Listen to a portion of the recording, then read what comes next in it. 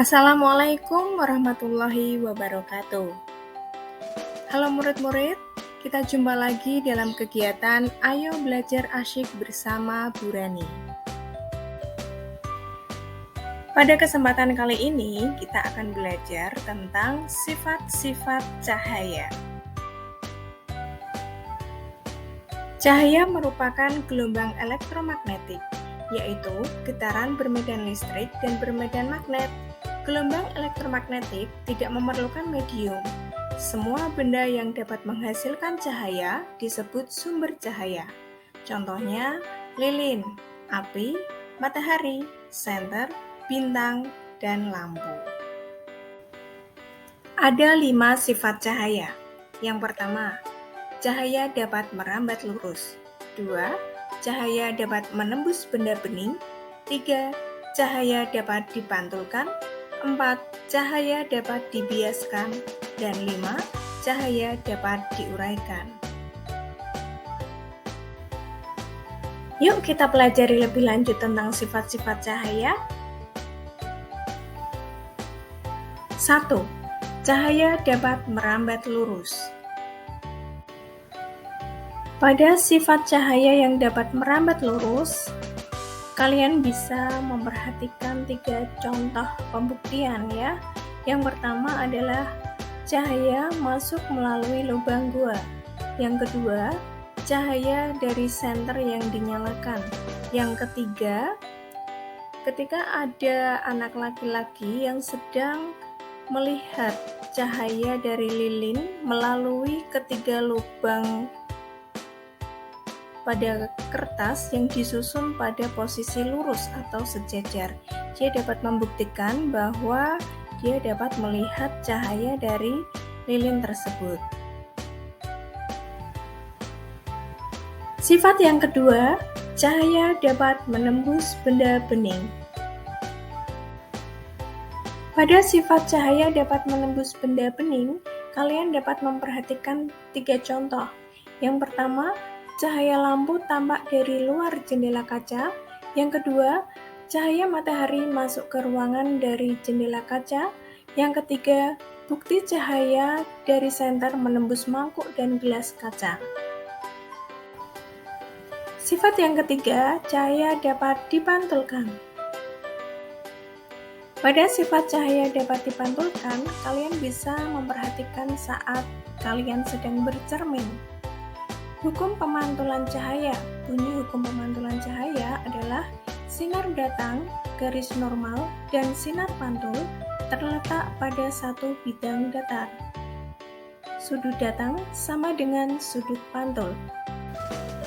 Ternyata ada 2 jenis pemantulan cahaya loh. Benar, pemantulan difus atau disebut dengan pemantulan baur dan pemantulan teratur. Pemantulan difus atau pemantulan baur terjadi jika cahaya mengenai permukaan yang tidak rata. Lalu, pemantulan teratur terjadi jika cahaya mengenai permukaan yang rata. Tahukah kalian tentang macam-macam cermin? Ya, cermin datar, cermin cembung, dan cermin cekung. Sifat-sifat cermin datar. 1. Ukuran benda dengan bayangan sama besar. 2.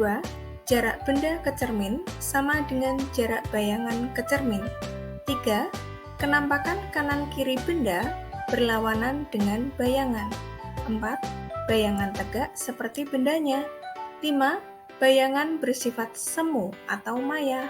Artinya, bayangan berada dalam cermin tetapi tidak ditangkap oleh layar. Pada cermin cembung, kalian bisa memperhatikan kaca spion, lalu cermin cembung yang dipasang di jalan, dan loop. Sifat yang dihasilkan oleh cermin cembung diantaranya adalah divergen, yaitu menyebarkan cahaya yang dipantulkan. Maya, tegak, dan diperkecil. Sedangkan cermin cekung, kalian bisa memperhatikan sendok. Sifat yang dihasilkan dari cermin cekung adalah konvergen. Artinya, mengumpulkan cahaya yang dipantulkan.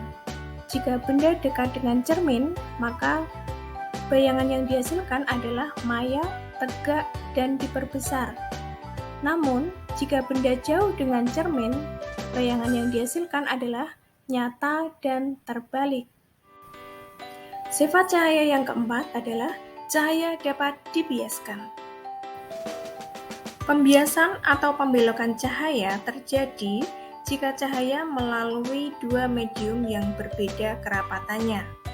Jika cahaya dari zat renggang atau udara menuju ke zat rapat atau air, maka akan mendekati garis normal. Namun, jika cahaya dari zat rapat atau air menuju ke zat renggang atau udara, maka akan menjauhi garis normal. Contoh peristiwa pembiasan cahaya. Yang pertama, pensil yang dimasukkan ke dalam gelas berisi air tampak patah. Contoh yang kedua, ikan di dalam kolam yang airnya bening tampak lebih besar atau kolamnya tampak lebih dangkal. Sifat yang kelima, cahaya dapat diuraikan. Cahaya matahari termasuk cahaya polikromatik, tersusun beberapa warna. Cahaya matahari yang terpancar berwarna putih. Cahaya putih memiliki spektrum cahaya yang berwarna merah, jingga, kuning, hijau, biru, nila, dan ungu. Lebih singkatnya, sering disebut dengan Mechiku Hibiniu. Penguraian cahaya menjadi beberapa warna disebut dispersi cahaya. Contoh peristiwa dispersi cahaya diantaranya adalah penguraian cahaya putih pada prisma dan penguraian cahaya matahari oleh titik-titik air yang disebut dengan pelangi. Murid-murid, materi tentang sifat-sifat cahaya sudah selesai. Sampai jumpa lagi pada materi selanjutnya dalam kegiatan Ayo Belajar Asyik bersama Bu Rani. Terima kasih. Wassalamualaikum warahmatullahi wabarakatuh.